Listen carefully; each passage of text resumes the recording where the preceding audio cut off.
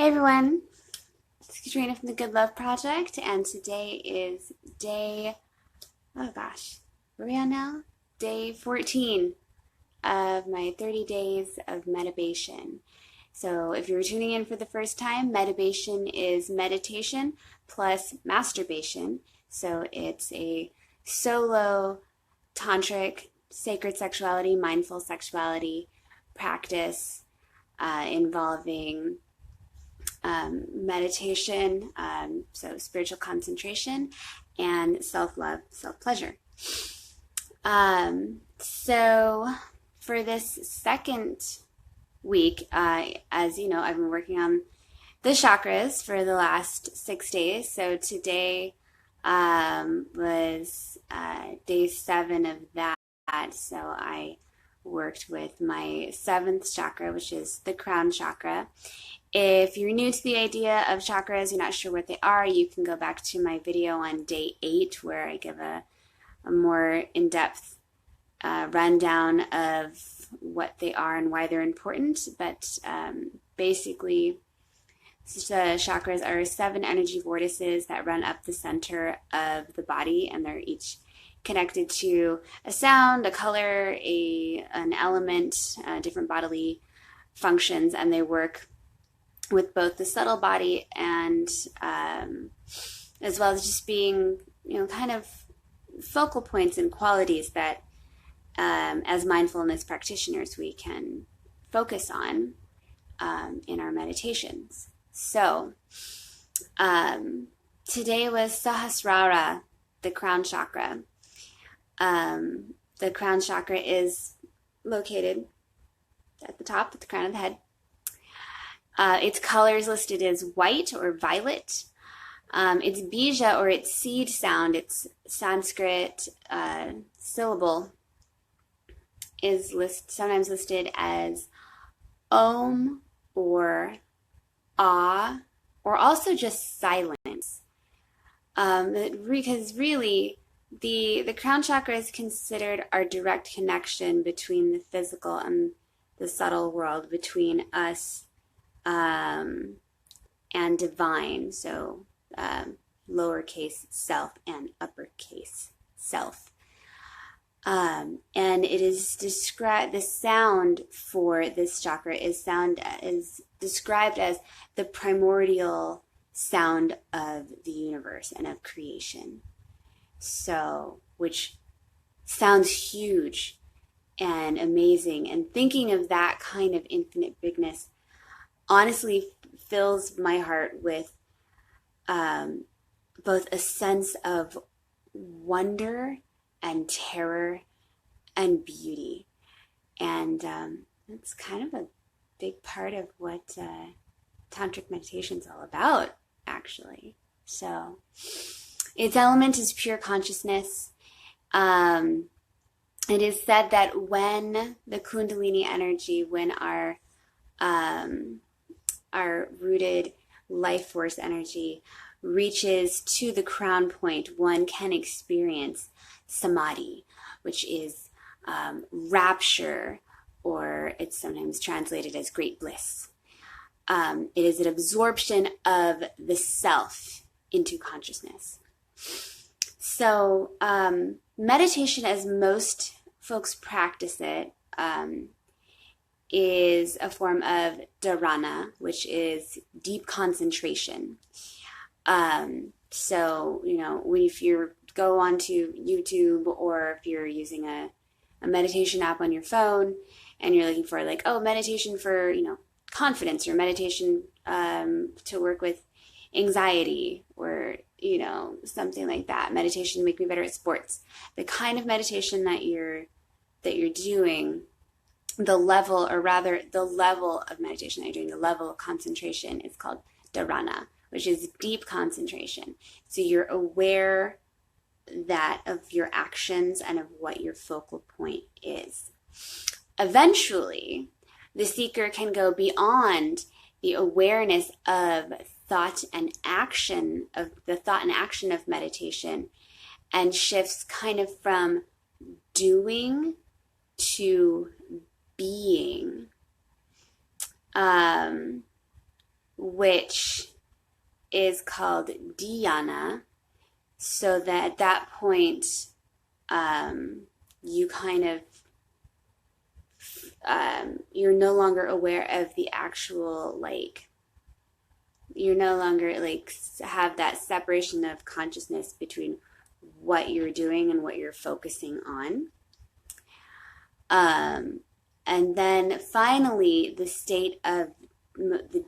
deepest state of concentration is samadhi, in which the seeker becomes one with the objective.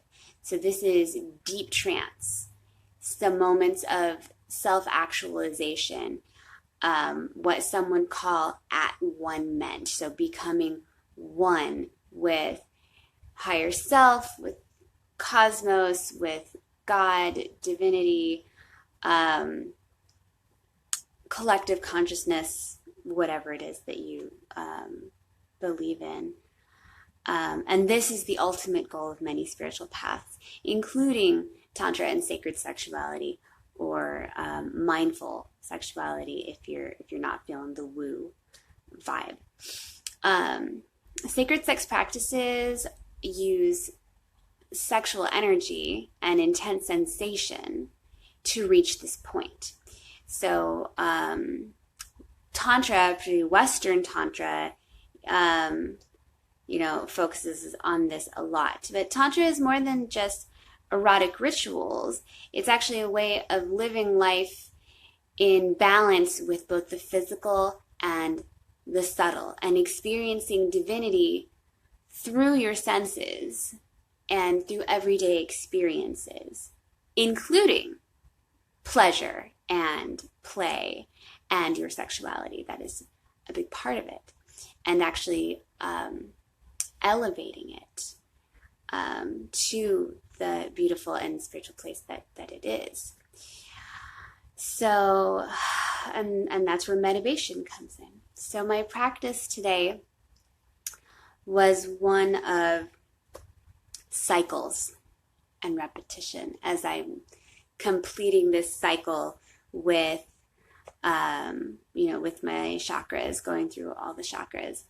So I started with some breath of fire, some Kapalabhati breath, which is a really great pranayama.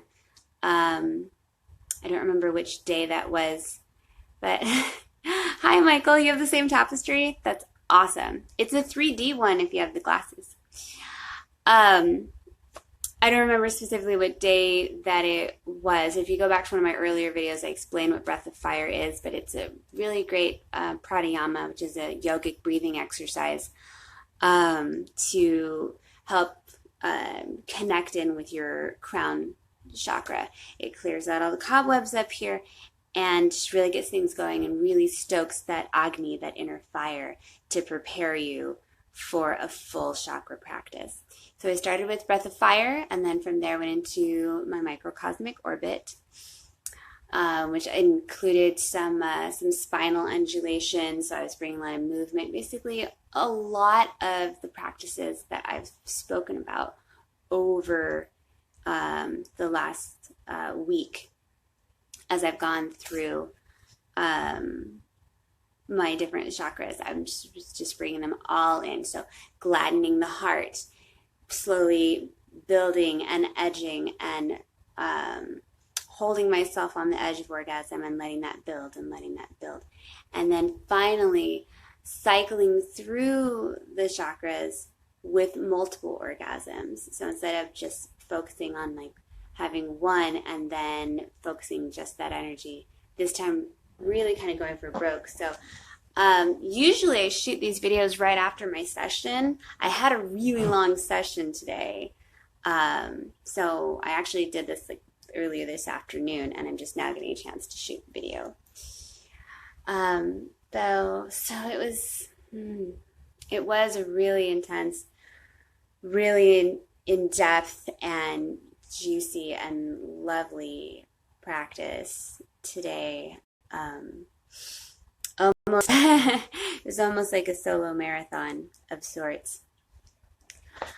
And